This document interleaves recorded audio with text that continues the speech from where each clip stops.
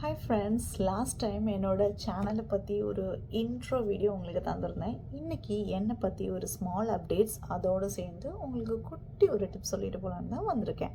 Okay, என்னோடய பேர் வினிதா. தென் நான் இப்போது இஸ்ரேலில் கேட்டகரை ஒர்க் பண்ணிகிட்ருக்கேன். ஸோ ஸ்டார்டிங் ஸ்டேஜில் என்னால் முடியுமான்னு நினச்சிட்டு இருந்தேன். But now I am very happy doing this work.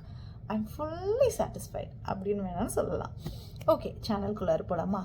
Last time நான் சொல்லியிருந்தேன், நீங்கள் ரொம்ப டிப்ரெஷன், ஸ்ட்ரெஸ் இதிலலாம் இருக்கீங்களா?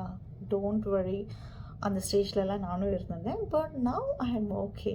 ஓகே, அதுலேருந்து எப்படி ஓவர் கம் பண்ணி வர்றதுங்கிறதோட ஃபர்ஸ்ட்டு ஸ்டேஜ் நான் பண்ண ஃபர்ஸ்ட்டு ஒர்க் என்னென்னா, நம்மளுக்கு யாருனால பிரச்சனை வருதுங்கிறத நம்ம அதை ஐடென்டிஃபை பண்ணி அதை அக்செப்ட் பண்ணணும். So acceptance is the most important in the first stage. Okay, அது எப்படி கண்டுபிடிக்கிறது?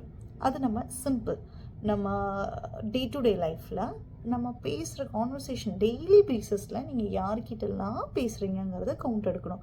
எந்த ஒரு ஹியூமனாக இருந்தாலும் மேக்ஸிமம் ஒரு 5 or 7, அதுக்கு மேலே யாருக்கிட்டேயும் நம்ம டெய்லி பேசிஸில் பேச மாட்டோம்.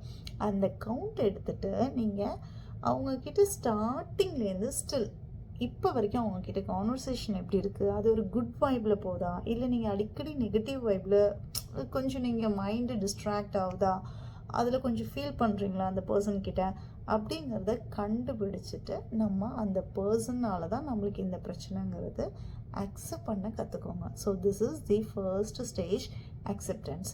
இது நீங்கள் கற்றுக்கிட்டனாலே சீக்கிரமாக இதுலேருந்துலாம் வெளியில் வந்துடலாம். Okay, so this is the small cute tips. So please accept பண்ண கற்றுக்கோங்க யார் அந்த பர்சனுங்கிறது.